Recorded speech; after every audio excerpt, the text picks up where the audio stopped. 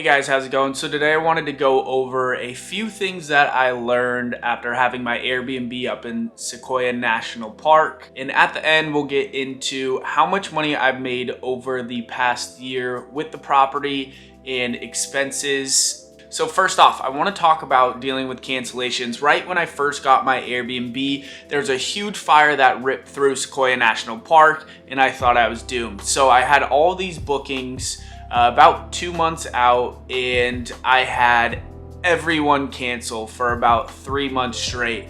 And that was about the time Airbnb was switching their cancellation policy because the COVID sickness was happening as well at that time. So right off the bat, I was thrown in a fire and had to deal with cancellations. So all I can say about that, instead of fighting cancellations due to natural disasters or even sickness, just give the people their money back. As much as it hurts and opens up your calendar, you should be the only one available if your Airbnb is in a desired spot. So if someone's sick and they can't make it, or they're snowed in from out of state, can't get to your Airbnb, just give them the full refund. It's not worth it. And if they do come, they're more than likely going to give you a bad review. So that's something you need to keep in mind too. Right off the bat, you want your reviews to be great, and you need to be accommodating in customer service. For me, it was my first time really in customer service and dealing with multiple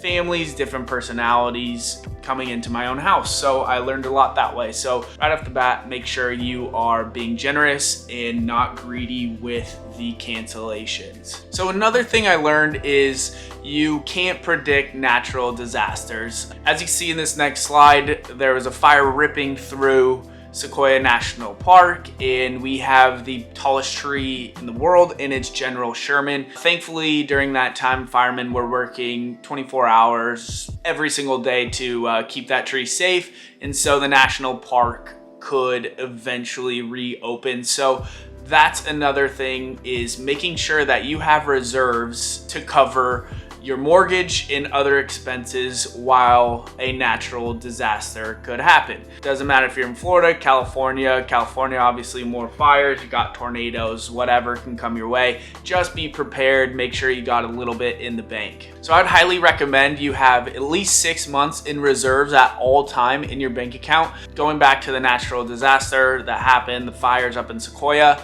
I was thankful enough to have that ready, prepared. So when all my bookings canceled, I was still able to pay for the mortgage. That's another huge thing, is having a separate account for your Airbnb. Whether you have one or two, open up a new bank account, let that money stockpile for at least a year, and after that, take some profits. So since my Airbnb is located in a remote area, it's definitely hard to get to. It's hard to describe where it's at. If you just put your address on your check-in instructions, a lot of the times you will be receiving calls or texts at all different times of the day, usually at night, just because, you know, someone's late to check in or check in late, they will be calling you when you're trying to go to bed. So that leads me to telling you to have very thorough check-in instructions. You know, if your house is located by a RV park, let them know it's the left right after the RV park. Be very specific with your check-in instructions and timing.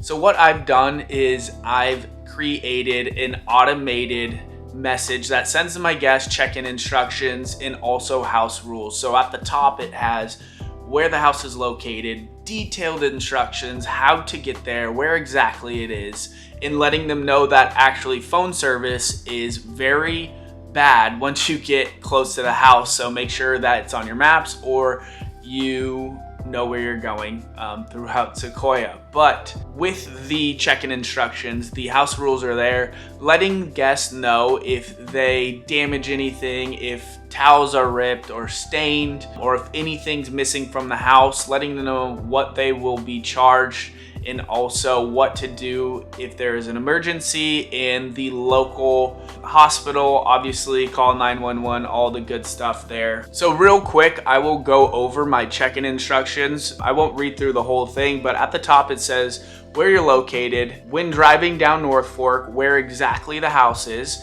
welcoming them to my house and showing appreciation that they did book my house instead of other Airbnb guests, and letting them know to continue to read on, and what our goal is to ensure that they have a great stay, letting them know that we're always there for them, letting them know where to park, how to get inside, Wi-Fi network, letting them know how to operate the barbecue in the back, toilets, letting them know not to flush anything besides toilet paper down the toilet, as normal people should, but you never know. Towels, letting them know if towels are wrecked, then what they will be charged. Checkout instructions, making sure that they know to please clean up after themselves. Even though we have house cleaners, we do not want the house to be a mess once they leave, and we don't want anything broken. Letting them know if anything's broken, what to do, and please let us know and what they will be charged. And also, if there's any emergencies, please call 911. If you want detailed check-in instructions that I send to my clients, please let me know in the comments and I'll gladly share that with you. So another thing is pricing.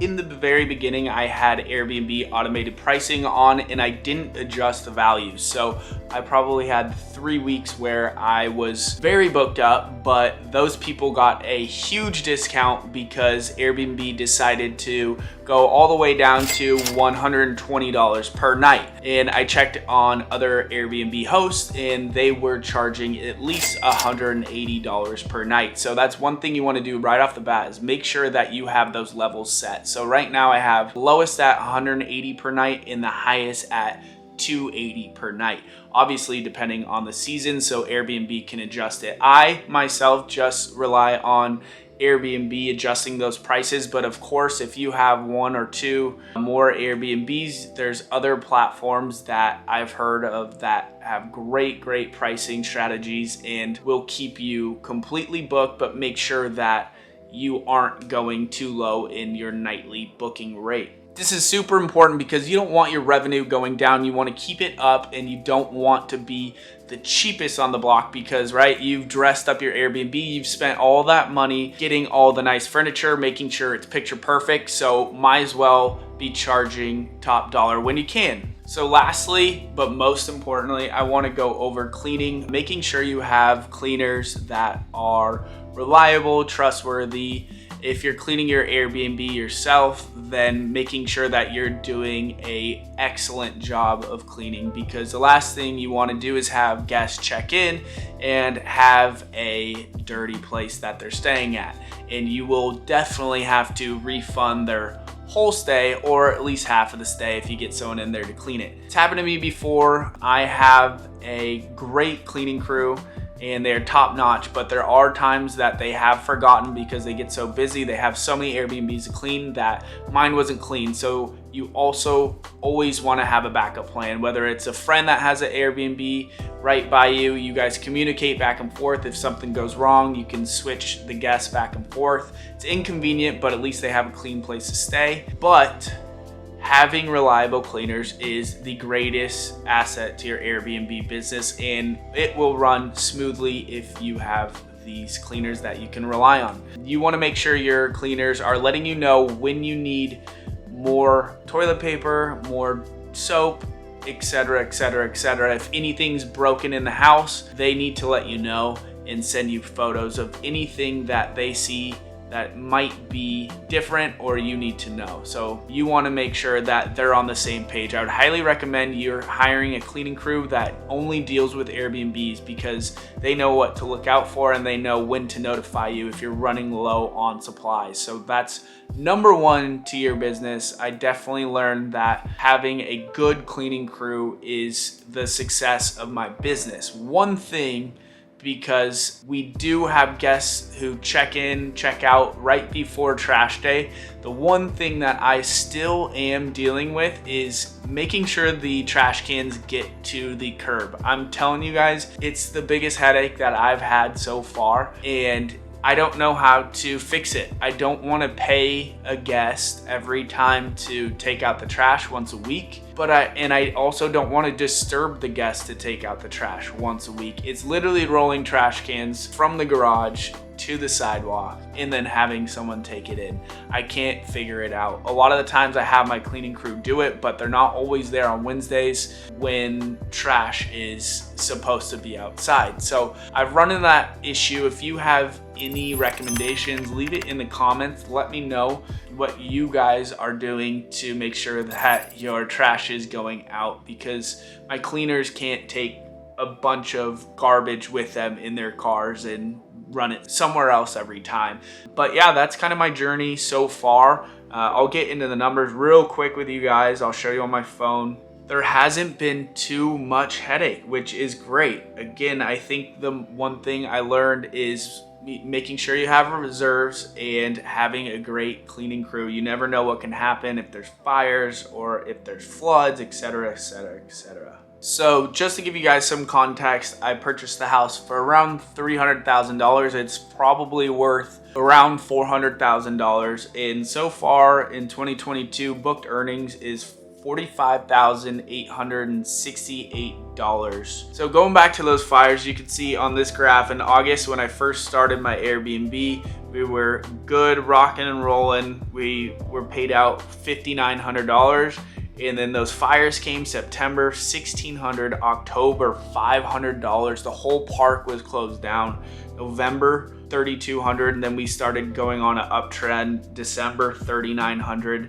And then January was very slow. That was due to COVID. We were at $2,000, but February started picking up, and you can see from the graph that we kept going and going. So up there in Sequoia, summers are the busiest, and you can see right there. So hopefully this helps. If you guys have any questions about Airbnb or any issues that you've had that you think could help me, please let me know in the comments. And thank you guys so much for watching, and I'll see you in the next one.